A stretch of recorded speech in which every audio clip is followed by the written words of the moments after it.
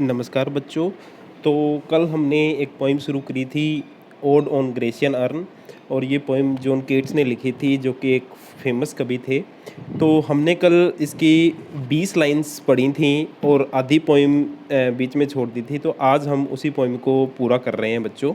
तो last time कल हमने पढ़ा था कि जो ग्रेशियन अर्न है, जो ग्रीक सुराही है, उसके ऊपर कुछ लवर्स की पिक्चर्स बनी हुई हैं। और वो लवर्स हैं, वो हालांकि एक दूसरे को कभी किस तो नहीं कर पाएंगे, चूम तो नहीं पाएंगे, लेकिन वो एक दूसरे से कभी अलग भी नहीं होंगे, ना ही वो कभी बूढ़े होंगे। तो यहाँ पे जो जॉन कीट्स हैं, वो आर्ट, जो कला है, उसकी परमानेंस के बारे में बताते हैं कि जो आर्ट है वो हमेशा बनी रहती है, परमानेंट होती है, वो कभी भी मरती नहीं है। इंसान मर जाते हैं, लेकिन आर्ट है वो कभी नहीं मरती है। उसके बाद बच्चों शुरू करते हैं हम। आ हैप्पी हैप्पी बोज, बोज होता है टहनियाँ। Happy happy boughs that can not shed your leaves. यहाँ पे राइटर अर्न पे बनी कुछ टहनियों की बात कर रहा है कि वो जो टहनियाँ हैं बहुत खुश लग रही हैं। हैप्पी हैप्पी 2 बार यूज़ किया है, तो मतलब बहुत ज़्यादा खुश लग रही हैं। और वो जो हैं टहनियाँ, that can not shed your leaves, और वो जो टहनियाँ हैं उनके ऊपर जो पत्ते हैं वो कभी भी शेड नहीं होंगे, वो कभी भी अलग नहीं होंगे, ना ही वो कभी फीके पड़ेंगे। कहने का मतलब वो जिस कलर के, हरे कलर के हैं, वो हमेशा वैसे ही रहेंगे और उनका कलर है वो कभी भी चेंज नहीं होएगा। Nor ever did the spring adieu. Adieu का मतलब होता है बच्चों फेयरवेल करना। ये एक फ्रेंच वर्ड है जिसका मतलब होता है अलविदा कहना। ना ही इस जो सुराही है, इस अर्न है, उसके ऊपर जो स्प्रिंग का सीज़न आया हुआ है वो कभी भी अलविदा नहीं कहेगा। कहने का मतलब जो सीज़न इस सुराही पे छप गया वो हमेशा के लिए छपा ही रहेगा, उसके ऊपर किसी भी चीज़ का कोई असर नहीं पड़ेगा। तो बच्चों यहाँ पे जो आर्ट की परमानेंस है उसके बारे में राइटर बता रहे हैं हमें। And happy melodist unwearied. यहाँ पे हैप्पी मेलोडियस्ट हमने पहले एक यंग मैन का जिक्र किया था जो कि बांसुरी बजा रहा था। तो यहाँ पे उस बांसुरी से जो मधुर संगीत निकल रहा है, राइटर उसको मेलोडी बोल रहा है और उस बजाने वाले को मेलोडियस्ट बोल रहा है कि वो जो बांसुरी बजाने वाला बहुत खुश दिखाई दे रहा है और अनवेरिड है, उसको कभी भी थकावट नहीं हो रही है, वो हमेशा लगातार बांसुरी बजाया जा रहा है। कहने का मतलब कि वो जो पिक्चर में जैसा छपा हुआ है वो वैसा ही है, वो कभी थकता नहीं है। For ever piping songs for ever new, और वो हमेशा ही फॉर एवर पाइपिंग सॉन्ग्स, वो अपने सॉन्ग्स है वो हमेशा बजाता रहेगा, बांसुरी उसकी बजती रहेगी और उसके बांसुरी से हमेशा नए नए सॉन्ग्स निकलते रहेंगे। अब नए नए सॉन्ग्स का मतलब क्या है, राइटर ने पहले ही कहा था कि हार्ड मेलोडीज़ आर ब्यूटीफुल, कि जो सुनी हुई ध्वनियाँ हैं, जो संगीत है वो अच्छे होते हैं, पर जो नहीं सुनी है वो और भी ज़्यादा अच्छी होती हैं। तो इस सुराही के ऊपर जो बांसुरियाँ छपी हुई हैं, उनका संगीत है जो वो हमारे मन को छू रहा है और वो हमेशा नया संगीत पैदा कर रहा है। More happy love, more happy happy love. अब यहाँ पे कौन सा लव की जिक्र कर रहा है, वो जो 2 लवर्स की बात करी थी हमने, एक लवर और एक बिलवर्ड है, वो एक दूसरे को किस करने की कोशिश कर रहे हैं। तो उनका जो लव है वो बहुत खुशनुमा है। खुशनुमा क्यों है? क्योंकि वो हमेशा जवान रहेंगे, वो कभी भी बूढ़े नहीं होंगे। For ever warm and still to be enjoyed, और वो बहुत ही अच्छे मूड में है और वो उनका जो प्यार है that is still to be enjoyed, यानी वो एक दूसरे से अभी मिले नहीं हैं तो उनका प्यार है अभी अधूरा है, जैसे ही मिलेंगे वो उनका प्यार है वो पूरा हो जाएगा। For ever panting and for ever young, और उनका जो प्यार है वो हमेशा ही यंग बना रहेगा और समय के साथ उसके ऊपर कोई असर नहीं पड़ेगा, वो अनचेंज्ड रहेगा। All breathing human passion for above that leaves a heart high sorrowful and cloyed। अब यहाँ पे राइटर है वो ह्यूमन कंडीशंस के साथ अर्न की जो कंडीशन है उनको क्या है, उनके साथ कंपैरिजन कर रहा है कि भाई all breathing human patience for above, कि हर जो ब्रीथिंग ह्यूमन है के अंदर जो इंसान होता है उसके जो पैशंस हैं वो अर्न के पैशन से अलग हैं और उनके अंदर क्या है, high sorrowful and cloyed, cloyed का मतलब होता है परेशान हो जाना, and a burning forehead and a parching tongue, सूखी जीभ। कहने का मतलब यहाँ पे है कि हर मनुष्य है उसके जीवन में बहुत सारी परेशानियाँ होती हैं, उसमें बहुत उसका जो फोरहेड है, बर्निंग हेड मतलब फीवर आ जाता है, पैचिंग टंग मतलब उसकी जीभ है कभी कभार सूख जाती है। कहने का मतलब हर इंसान के जीवन में बहुत सारे दुख हैं, और वो दुख है इस अर्न के दुख के आगे कुछ भी नहीं है। कहने का मतलब इसमें कुछ लोगों के दुख दिखाए गए हैं, लेकिन ह्यूमन जो लाइफ है उसमें बहुत ज़्यादा दुख है। यहाँ पे राइटर है वो कंपैरिजन कर रहा है कि ह्यूमन के जो पैशंस हैं और दुख है ना, वो अर्न के दुख और पैशंस से बहुत अलग है, वो इनके साथ कंपैरिजन नहीं किए जा सकते। उसके बाद बच्चों बोलता है who are these coming to the sacrifice. अब यहाँ पे बच्चों जो पोइट है, मैंने बताया था कि म्यूजियम में एक अर्न पड़ा है और उसके ऊपर पेंटिंग्स देख रहा है बनी हुई। तो अब वो एक पेंटिंग देखता है जिसमें कुछ लोग हैं वो किसी की बलि देने जा रहे हैं। अब यहाँ पे बलि का मतलब क्या है बच्चों कि कई पिछले ज़माने में, पीछे जो पुराने टाइम में क्या होता था कि भी देवी देवताओं को खुश करने के लिए किसी बकरे की, बकरी की या बछड़े की बलि दी जाती थी, ताकि देवी देवता खुश हो जाएं और हमारे लाइफ में कभी दुख ना आए। तो यहाँ पे राइटर पूछता है, पोइट पूछता है कि ये जो लोग हैं, कौन लोग हैं जो बलि देने जा रहे हैं, टू वट ग्रीन अल्टार। यहाँ पे जो ग्रीन अल्टार है वो बोला है बलि की जगह को, जहाँ पे बलि दी जानी है, कि कौन सी बलि की जगह दे जा रहे हैं। और ग्रीन क्यों बोला है, क्योंकि आपको पता है कि जब किसी की बलि दी जाती है तो उसको फूल पत्तियों की मालाएं पहनाई जाती हैं ग्रीन कलर की, तो इसलिए ग्रीन अल्टार बोला है। तो किस बलि की जगह ये लोग जा रहे हैं। ओ मिस्टीरियस प्रीस्ट। अब जब बलि दी जाती है तो एक पुजारी भी साथ होता है, तो उस पुजारी को यहाँ पे मिस्टीरियस प्रीस्ट बोला है राइटर ने। Lead'st thou that heifer looking at the sky. तुम किस बछड़े को ले जा रहे हो और वो बछड़ा आसमान की तरफ देख रहा है। कहने का मतलब जिस बछड़े की बलि दी जानी है, यहाँ पे हीफर वर्ड राइटर ने यूज़ किया है बच्चों। ये जो वर्ड है हेफर, इसका मतलब है बछड़ा जिसकी बलि दी जानी है। लॉविंग एट द स्काई, कि भी वो स्काई की तरफ देख रहा है कि काश मैं आज बच जाऊं, शायद उस बछड़े को पता लग गया है। तो वो राइटर पूछ रहा है कि ये बछड़े को कहाँ ले जा रहे हैं और क्यों बलि ये दी जा रही है, और ये लोग कौन हैं जो बलि दे रहे हैं। And all her silken flanks with garland dressed. और फ्लैंक्स होता है बच्चों जो पशु है उसके साइड का हिस्सा। तो ये जो बछड़ा है जिसको क्या है, गार्लैंड ड्रेस्ड, जिसको गार्लैंड की ड्रेस पहनाई गई है, यानी जिस पे बहुत सारी मालाएं चढ़ाई हुई हैं, इस बछड़े को आप लोग कहाँ पे ले जा रहे हो। वो बछड़ा जिसकी ड्रेस है वो गार्लैंड की है, यानी कि जिसको बहुत सारी मालाएं पहना दी गई हैं।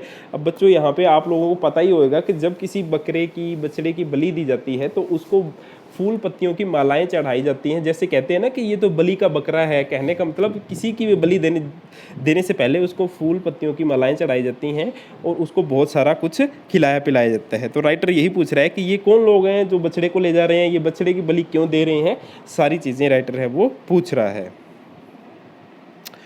What little town by river और सी शोर और mountain built with peaceful citadel. Citadel का मतलब किला। कि ये लोग हैं वो किस छोटे शहर से आए हैं, या फिर इनका जो शहर है वो सी शोर, किसी समुद्र के किनारे पे है इनका घर, या फिर mountain built with peaceful citadel, या फिर इनका जो टाउन है, शहर है, वो किसी किले के नज़दीक है या किसी माउंटेन पे बना हुआ है। तो उसके शहर के बारे में राइटर पूछ रहा है कि ये लोग कहाँ से आए हैं, इनके शहर का क्या नाम है और वो शहर है वो कहाँ पे बना हुआ है। Is emptied of this folk this pious morn. अब राइटर बोलता है कि भाई ये जो लोग जहाँ से आए हैं वहाँ तो फिर सुनसान हो गया होगा। कहने का मतलब यहाँ सारे लोग यहीं पे आ गए हैं, तो वो जो गांव है या शहर है जहाँ से ये आए हैं वो तो सुनसान हो गया होगा। दिस पायस पायरसमॉन का मतलब पवित्र सुबह। ये सुबह बहुत पवित्र है। पवित्र क्यों है? क्योंकि बलि देना एक पवित्रता की निशानी माना जाता है। तो ये लोग जिस सुबह पवित्र सुबह आए हैं, उस सुबह तो उस गांव में सुनसान हो गया होगा, एम्प्टी हो गई होगी वो जो जगह। And little town thy streets for evermore will silent be and not a soul to tell why thou art desolate can ever return. अब उस लिटिल टाउन की व्यथा को बताता है जहाँ से ये लोग आए हैं कि हे लिटिल टाउन, हे छोटे शहर, अब तुम्हें हमेशा ही इन सुनसान गलियों का सामना करना पड़ेगा, क्योंकि ये लोग तो अब यहाँ पे आ गए और पेंटिंग में हैं, और अब ये लोग वापस कभी नहीं जाएंगे। तो तुम है वो हमेशा डेसोलेट, तुम हमेशा अलग थलग से रहोगे, बिल्कुल सुनसान रहोगे। और ये लोग क्या है, कभी भी कैन एवर रिटर्न, ये लोग कभी भी नहीं रिटरेंगे। Not a soul to tell, और तुम्हें कोई आदमी, इंसान, कोई आत्मा नहीं बताएगी कि ये लोग क्यों नहीं लौटे।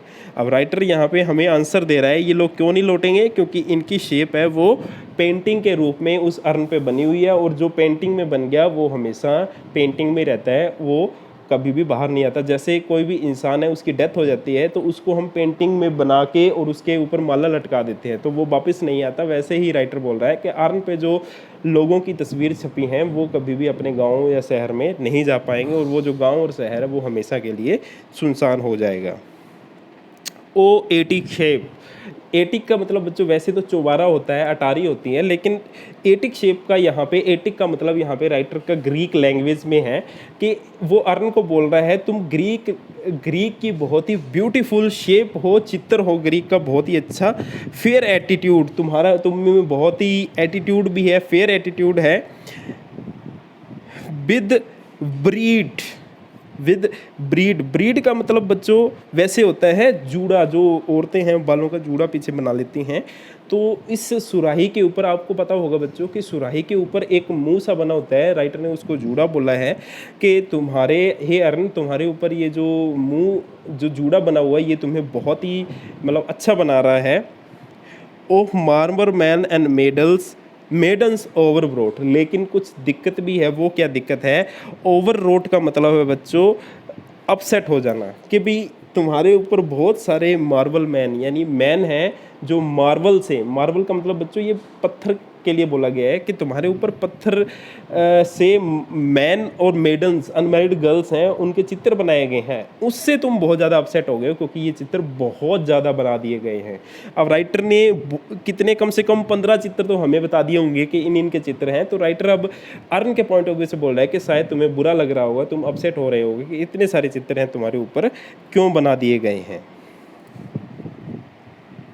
With forest branches and trodden weed, और तुम्हारे ऊपर क्या है, फॉरेस्ट की ब्रांचेज हैं, ट्रोडन वीड्स हैं, यानी कि तुम्हारे ऊपर फूल पत्तियां बहुत सारी बना गई हैं, और इनके कारण तुम ओवरवेट हो गए हो और ओवरव्रोट हो गए हो, यानी तुम अपसेट हो गए हो।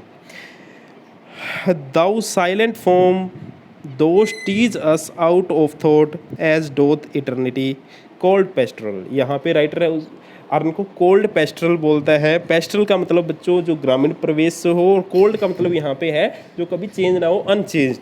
अब राइटर बोल रहा है कि तुम एक ग्रामीण प्रवेश के अनचेंज्ड चीज़ हो, यानी कि तुम कभी भी चेंज नहीं हो सकती, जैसे हो वैसे ही रहोगे, क्योंकि पेंटिंग है उसके ऊपर किसी भी समय का कोई असर नहीं पड़ता, वो हमेशा वैसे ही बनी रहती है। दाउ साइलेंट फॉर्म, तुम समय की एक साइलेंट फॉर्म हो, समय का एक साइलेंट रूप हो।